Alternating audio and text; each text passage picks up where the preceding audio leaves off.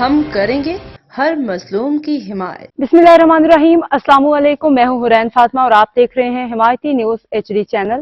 نظر ڈالتے ہیں آج کی اہم خبروں پر۔ مدرسہ تعلیم القرآن بندانی محلہ زیر اہتمام 22ویں سالانہ عظیم الشان عالمی محفل حسن قرات 23 جنوری 2025 منعقد ہونے جا رہی ہے۔